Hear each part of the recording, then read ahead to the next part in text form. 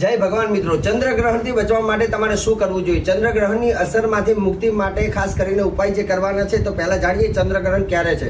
ચંદ્રગ્રહણ 3 March 2026 મંગળવારના દિવસે સવારે 9:39 સૂતકનો કાલ સમય થાય છે અને ચંદ્રગ્રહણની અસર બપોરે 3:20 થી માંડી અને સાંજના 6:47 સુધી ગ્રહણ રહેશે. અને આ ગ્રહણ દરમિયાન જો તમારે બચવું હોય ગ્રહણની અસરમાંથી તો એક જ એવી વસ્તુ છે જેની ઉપર ગ્રહણની અસર થતી નથી.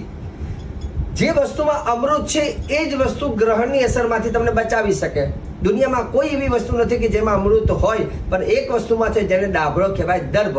સમુદ્ર મંથન થયું, સમુદ્રમાંથી જ્યારે અમૃત ઉત્પન્ન થયું હતું, અમૃતના છાંટા જે વનસ્પતિ ઉપર પડ્યા હતા તેને દર્ભ કહેવામાં આવે છે. અને જ્યારે દર્ભ જે જગ્યામાં મૂકવામાં આવે છે ત્યાં ગ્રહણની અસર લાગતી નથી.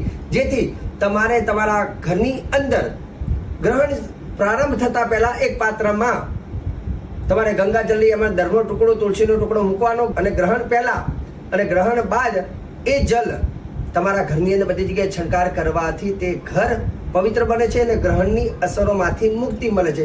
હવે રહી વાત કે તે દરમિયાન કયો મંત્ર બોલવો? ઓમ હિરણ્ય ગર્ભાય નમઃ, ઓમ હિરણ્ય ગર્ભાય નમઃ મંત્ર બોલી અને તે જલનો છંટકાર તમે ચોક્કસ કરતા રહેજો. ને આ વખતનો ગ્રહણ બહુ જ ફાયદાકારક એટલે રહેશે કેમ કે ગ્રહણ દરમિયાન તમે જો જપ કરશો તો એ જપનું સહસ્ત્ર ગણું પુણ્ય તમને પ્રાપ્ત થવાનું છે. અને ગ્રહણની અસરોથી મનુષ્યના દિમાગ ઉપર વધારે એની અસર થવાની છે કેમ કે ચંદ્ર એ મનનો કારક છે. એટલે મન તમારું સારું હોય, દિમાગથી જે મજબૂત છે દુનિયાથી મજબૂત છે, દિમાગથી જે હારે એ દુનિયાથી હારે.